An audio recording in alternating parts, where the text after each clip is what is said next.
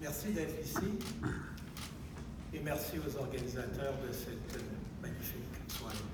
Il y a une centaine de poèmes dans ce petit livre, je vais vous en lire 3. Comment ne pas jouir de la provocation qui jaillit à merveille, tout pétales exquis, d'une pourriture au fond des bois? Ainsi s'accomplit la transsubstantiation du voyeur en lecteur, de la caresse en douceur, de la page cutanée en champ de blé, de la nage en noyade et de la flamme en fumée. Voilà de parfaites excuses pour exister sans plume et sans s'embrouiller de philosophie. Le voyant redevient voyeur sans plus attendre son assassinat. Puis à l'aube, quand les cardinaux empanachés lèvent la patte sur le parvis, une averse de lumière les déshabille pour le plus grand plaisir des dieux rieurs. C'est l'aurore venue napper nos chers objets inanimés du caprice d'une liberté qu'elle vomit, surtout sur ceux qui lui sont les plus dévoués. Vallées dociles, chairs captives, instincts obéissants comme des pierres ou des roses. Deuxième. Réfugié, sors de cette armoire pleine de vestons vides. Enroule-toi une écharpe d'étourneau autour du cou et rentre chez toi où un peloton d'élocution t'attend dans la cour de ce qui fut ta maison.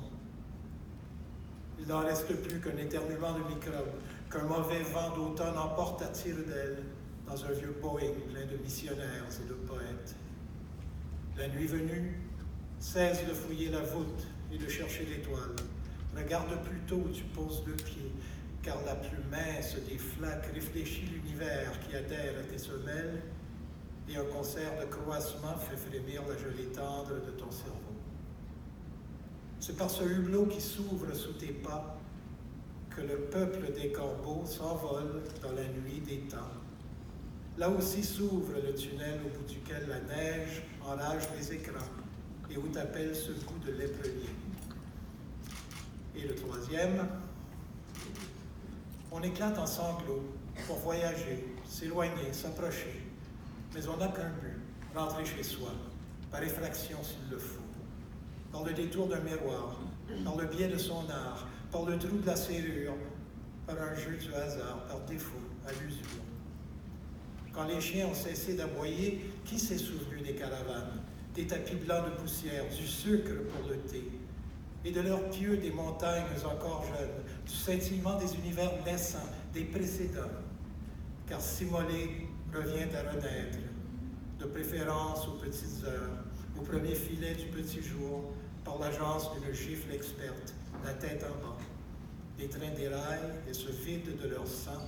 On les observe à la longue vue en tenue de maréchal, puis on tire les volets, on éteint et on s'étend pour attendre le dernier souffle. On sait être patient. On est si là.